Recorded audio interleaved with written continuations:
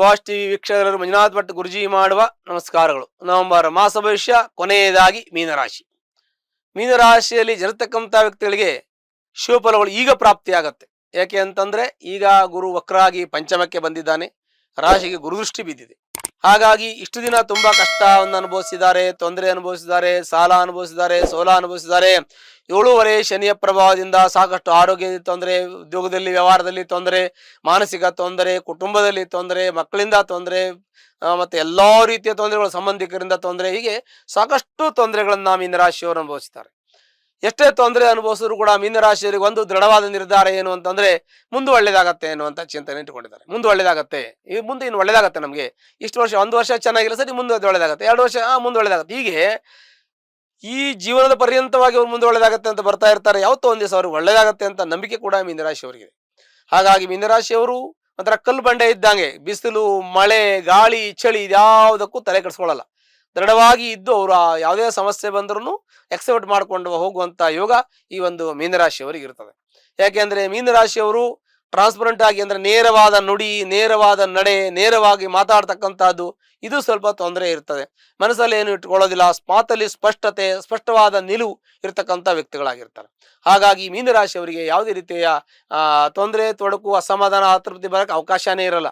ಯಾಕೆ ಅಂತ ಅಂದ್ರೆ ಅಲ್ಲಿ ಯಾವುದೇ ರೀತಿಯ ಮುಚ್ಚು ಮರೆ ವ್ಯವಹಾರಗಳು ಇರೋದಿಲ್ಲ. ಹಾಗಾಗಿ ಮುಂದೆ ಒಳ್ಳೇದಾಗ್ತದೆ ಅಂತ ದೃಢ ನಿರ್ಧಾರ ಹೊಂದಿದ್ದಾರೆ. ದೇವ್ರು ಕೈ ಬಿಡಲ್ಲ ಅನ್ನುವಂತ ಒಂದು ದೃಢ ನಿರ್ಧಾರ ಹೊಂದ್ಕೊಂಡಿರ್ತಕ್ಕಂಥ ವ್ಯಕ್ತಿಗಳು ಈ ಒಂದು ಮೀನರಾಶಿಯವರು. ಹಾಗಾಗಿ ಮೀನರಾಶಿಯವರಿಗೂ ಒಳ್ಳೇದಾಗೋದ್ರ ಜೊತೆಗೆ ಬೇರೆ ಬೇರೆ ಕೆಲಸದಲ್ಲಿ ಇರ್ತಕ್ಕಂಥವ್ರು ಇದ್ದಾರೆ. ಮೀನರಾಶಿಯವರು ಸಾಕಷ್ಟು ಕೆಲಸದಲ್ಲಿದ್ದಾರೆ. ಯಾಕೆಂದ್ರೆ ಒಬ್ರು ಒಂದೇ ನಕ್ಷತ್ರದಲ್ಲಿ ಹುಟ್ಟಿದ್ರು ಕೂಡ ಬೇರೆ ಬೇರೆ ವಯೋಮಿತಿಯವರು ಇರ್ತಾರೆ. ಮಕ್ಕಳು ಮೀನರಾಶಿಯಲ್ಲಿ ಇದ್ರೆ ಒಳ್ಳೆ ವಿದ್ಯಾಭ್ಯಾಸ ಚೆನ್ನಾಗಿರುತ್ತೆ. ಉದ್ಯೋಗದಲ್ಲಿ ಇರ್ತಕ್ಕಂಥವ್ರಿಗೆ ಸರ್ಕಾರ ಉದ್ಯೋಗದಲ್ಲಿದ್ದರೆ ಪ್ರಮೋಷನ್ ಸಿಗುತ್ತೆ, ಅರೆ ಸರ್ಕಾರದಲ್ಲಿದ್ದರೂ ಪ್ರಮೋಷನ್ ಸಿಗುತ್ತೆ. ಅವರು ವೈಯಕ್ತಿಕ ಕೆಲಸ ಮಾಡ್ತಾ ಇದ್ರೆ ಬಿಸ್ನೆಸ್ ಆಗುತ್ತೆ. ಹೀಗೆ ಇನ್ನು ಮುಂದೆ ಆಗ್ತದೆ. ಹಿಂದೆ ಎಲ್ಲ ನಷ್ಟ ಆಗಿದೆ, ಹಿಂದೆ ಸಾಕಷ್ಟು ನಷ್ಟ ಆಗಿದೆ.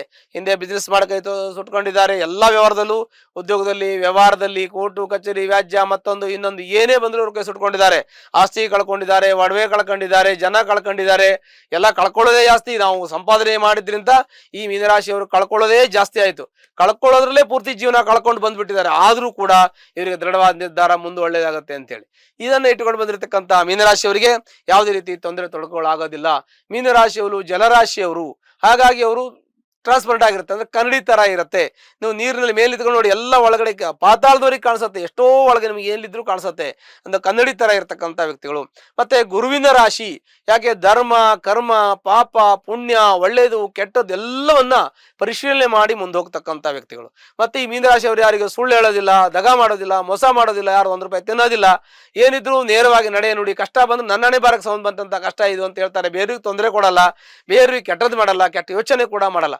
ಅಂತ ಒಳ್ಳೆ ವ್ಯಕ್ತಿಗಳು ಈ ಮೀನರಾಶಿಯವರು. ಆದ್ರೂ ಮೀನರಾಶಿಯವ್ರಿಗೆ ಅಪವಾದ ಬರುತ್ತೆ.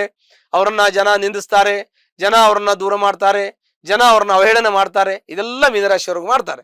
ಆದ್ರೂ ಕೂಡ ಈ ಮೀನರಾಶಿಯವರು ಯಾವುದೇ ರೀತಿ ತಲೆ ಕೆಡಿಸ್ಕೊಳ್ಳೋದಿಲ್ಲ.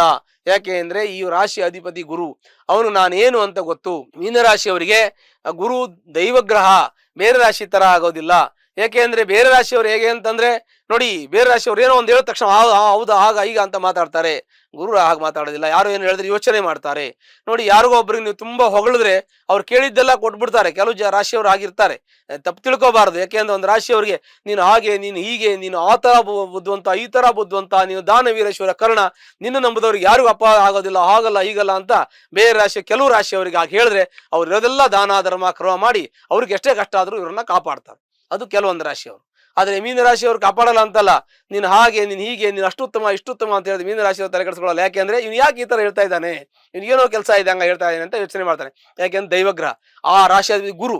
ಯಾರು ಏನೇ ಹೇಳಿದ್ರು ಯೋಚನೆ ಮಾಡ್ತಾರೆ. ಯಾಕೆ ಹೇಳಿದ್ರು, ಏನು ಉದ್ದೇಶ ಇಟ್ಕೊಂಡು ಹೇಳ್ತಾ ಇದ್ದಾರೆ, ಏನು ಉದ್ದೇಶಕ್ಕೋಸ್ಕರ ಹೇಳ್ತಾ ಇದ್ದಾರೆ, ಇವ್ರು ಯಾಕೆ ಈ ತರ ಮಾತಾಡ್ತಾರೆ, ಯಾಕೆ ಆ ತರ ಮಾತಾಡ್ತಾರೆ, ಈ ತರ ಮಾತಾಡದೇ ಇರೋದಕ್ಕೇನು, ಮಾತಾಡಿದ್ರೇನು, ಆಗದೇ ಇದ್ರೇನು, ಎಲ್ಲ ಯೋಚನೆ ಮಾಡ್ತಕ್ಕಂಥ ಗುರು ಮಾಡ್ತಾನೆ. ಹಾಗೆ ಶುಕ್ರನು ಮಾಡ್ತಾನೆ. ಬೇರೆ ಗ್ರಹಗಳು ಮಾಡೋದಿಲ್ಲ ಅಂತಲ್ಲ, ಅವ್ರ ಜೊತೆಗಿದ್ರು ಮಾಡ್ತಾರೆ, ಜೊತೆಗಿಲ್ಲ ಅಂದ್ರೆ ಮಾಡಲ್ಲ. ಹಾಗೆ ಅಂತ ವಿಶೇಷವಾಗಿರ್ತಕ್ಕಂಥ ಚೈತನ್ಯವನ್ನ ಹೊಂದಿರತಕ್ಕಂಥ ರಾಶಿ ಗುರುವಿನ ರಾಶಿ. ಹಾಗಾಗಿ ಗುರು ಕಾಂಚನ ಸನ್ನಿಭಂ, ಗುರು ಬುದ್ಧಿಯನ್ನು ಕೊಡ್ತಾನೆ, ದುಡ್ಡು ಕೊಡ್ತಾನೆ ಅಂತಲ್ಲ. ಆದ್ರೆ ಗುರು ಕೊಟ್ರೆ ಶಾಶ್ವತ, ಅದು ಬೇರೆ ಯಾರು ತಗೊಂಡು ಹೋಗಕ್ಕಾಗಲ್ಲ. ಬೇರೆ ಕೊಟ್ರೆ ಕೊಡ್ತಾರೆ, ಆಮೇಲೆ ಹೋಗೋ ಅದನ್ನು ತಗೊಂಡು ಹೋಗ್ತಾರೆ, ಇರೋದನ್ನು ಸೇರಿಸ್ಕೊಂಡು ಹೋಗ್ತಾರೆ. ಆದ್ರೆ ಗುರು ಆಗಲ್ಲ. ಅವನು ಕೊಡುವಾಗ ಯೋಚನೆ ಮಾಡಿ ಕೊಡ್ತಾನೆ, ಅದು ಎಲಿಜಿಬಲ್ ಇದೆ ಅದನ್ನು ನೋಡಿ ಕೊಡ್ತಾನೆ. ಕೊಟ್ಟ ಮೇಲೆ ವಾಪಸ್ ತಗೊಳ್ಳೋದಿಲ್ಲ, ಬೇರೆಯವರು ತೆಗೆದುಕೊಳ್ಳೋಕ್ಕೂ ಆಗೋದಿಲ್ಲ. ಅಷ್ಟು ಶಾಶ್ವತವಾಗಿ ಕೊಡ್ತಕ್ಕಂಥವನು ಗುರು. ಅದು ಒಳ್ಳೆಯದು ಅಂತ ಹೇಳ್ತೀವಿ. ಇನ್ನು ಮಕ್ಕಳು ವಿದ್ಯಾಭ್ಯಾಸ ತುಂಬಾ ಚೆನ್ನಾಗಿರುತ್ತೆ. ವಿದ್ಯಾವಂತರು ಪ್ರಜ್ಞಾವಂತರಾಗ್ತಾರೆ, IAS IPS ಓದ್ತಾರೆ, KS ಓದ್ತಾರೆ, ಹೀಗೆ ಇಂಜಿನಿಯರ್ ಆಗ್ತಾರೆ, ಡಾಕ್ಟರ್ ಆಗ್ತಾರೆ, ಒಳ್ಳೆ ವಿದ್ಯಾವಂತರಾಗ್ತಾರೆ ಮಕ್ಕಳು. ಹೊರದೇಶಕ್ಕೆ ಹೋಗಿ ಪ್ರಯಾಣ ಮಾಡಿ ಅಲ್ಲಿ ಒಳ್ಳೆ ವಿದ್ಯಾವಂತರು ಜ್ಞಾನವಂತರು ಆಗುವಂತ ಯುಗ ಇದೆ.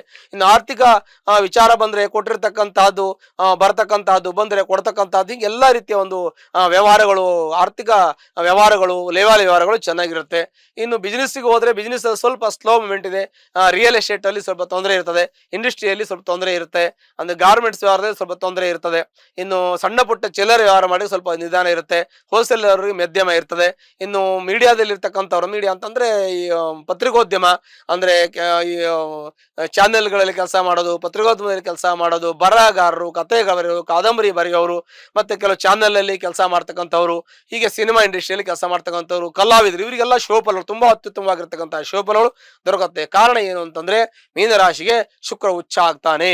ಶುಕ್ರನು ಈ ರಾಶಿಗೆ ಉಚ್ಚ ಆಗ್ತಾನೆ. ಹಾಗಾಗಿ ಶುಕ್ರನ ಒಂದು ಕಾರಕತ್ವ ಏನಿದೆ ಅದು, ಮತ್ತೆ ಬಟ್ಟೆ ಬಿಸ್ನೆಸ್, ಗೋಲ್ಡ್ ಬಿಸ್ನೆಸ್ ಅಂದ್ರೆ ಚಿನ್ನದ ಅಂಗಡಿ ಇರ್ತಕ್ಕಂಥದ್ದು, ಬೆಳ್ಳಿ ವ್ಯಾಪಾರ, ಮತ್ತೆ ಡೈಮಂಡ್ ಅಂದ್ರೆ ಪ್ಲಾಟಿನಮ್, ಇದೆಲ್ಲ ಬಿಸ್ನೆಸ್ ಮಾಡ್ತಕ್ಕಂಥ ವ್ಯಕ್ತಿಗಳು, ಮತ್ತೆ ಆರ್ಟಿಫಿಷಿಯಲ್ ಒಡವೆ ಅಪಾಯಿಂಟ್ಮೆಂಟ್ ಮಾಡ್ತಕ್ಕಂಥ ವ್ಯಕ್ತಿಗಳು, ಆಮೇಲೆ ಫ್ಯಾನ್ಸಿ ಬಟ್ಟೆ ಮಾರ್ತಕ್ಕಂಥ ವ್ಯಕ್ತಿಗಳು, ಇವೆಲ್ಲ ಶೋಫಲಗಳು ಪ್ರಾಪ್ತಿ ಆಗ್ತವೆ. ಹಾಗಾಗಿ ಅತ್ಯುತ್ತಮವಾಗಿರ್ತಕ್ಕಂಥ ಒಂದು ಈ ಮೀನರಾಶಿಯವರಿಗೆ ಸಾಕಷ್ಟು ಸಂಕಷ್ಟಗಳು ಇದ್ರೂ ಕೂಡ ಸಂಕಷ್ಟದ ಪಾರಾಗ್ತಾರೆ ಅಂತ ನಾವು ಇವರಿಗೆ ಒಂದು ಧೈರ್ಯವನ್ನ ಹೇಳ್ಬೋದು. ಎಷ್ಟು ಒಳ್ಳೇದಾಗಿದೆ ಅಂದ್ರೆ ಅಷ್ಟು ಕೆಟ್ಟದ್ದು ಆಗಿರುತ್ತೆ. ಆತರ ಒಳ್ಳೇದನ್ನ ಬಗ್ಗೆ ಹುಡ್ಕೊಂಡು ಹೋಗ್ತಾ ಇದ್ದಾರೆ. ಒಳ್ಳೇದಾಗಿದೆ ಅಂತಲ್ಲ, ಒಳ್ಳೇದು ಆಗೋದ್ರ ಬಗ್ಗೆ ನಾಳೆ ಆಗುತ್ತೆ ಮುಂದಾಗತ್ತೆ ಅಂತಿದ್ದಾರೆ. ಇವೆಲ್ಲ ಆಗುತ್ತೆ, ಬಟ್ ಮುಂದಾಗತ್ತೆ. ಅದು ಎಷ್ಟು ವರ್ಷಕ್ಕಾಗತ್ತೆ ಅನ್ನೋ ಅಲ್ಲಿ ಜಾತಕ ಸಂಬಂಧಪಟ್ಟು. ಮಕ್ಕಳಿಗಾದ್ರೂ ಒಳ್ಳೆ ವಿದ್ಯಾಭ್ಯಾಸ ಮಾಡ್ತಾರೆ. ಇನ್ನು ಅವ್ರವ್ರ ಕೆಲಸದವ್ರಿಗೆ ಅನುಕೂಲ ಆಗುತ್ತೆ. ವಯಸ್ಸಾದವರಿಗೆ ರಿಟೈರ್ಡ್ ಲೈಫ್ ಚೆನ್ನಾಗಿರುತ್ತೆ. ಮದುವೆ ಆದವರಿಗೆ ಮದುವೆ ಆಗುತ್ತೆ. ಹೀಗೆ ಅವರವ್ರ ವಯೋಮಿತಿಯಲ್ಲಿ ಅವರಿಗೆ ಅನುಕೂಲ ಆಗುತ್ತೆ. ಹಾಗಾಗಿ ಮೀನರಾಶಿಯವರಿಗೆ ಎಷ್ಟೇ ಸಂಕಷ್ಟ ಬಂದರೂ ಕೂಡ ದೇವರು ಕಾಪಾಡ್ತಾನೆ, ಗುರು ಕಾಪಾಡ್ತಾನೆ. ಹಾಗಾಗಿ ಗುರುವಿನ ಪೂರ್ಣ ಅನುಗ್ರಹ ಅವ್ರ ಮೇಲೆ ಇರೋದ್ರಿಂದ ಅವ್ರಿಗೆ ಒಳ್ಳೇದಾಗತ್ತೆ ಅನ್ನುವಂತ ಭರವಸೆಯನ್ನ ಮೀನರಾಶಿಯವರು ಇಟ್ಕೋಬಹುದು.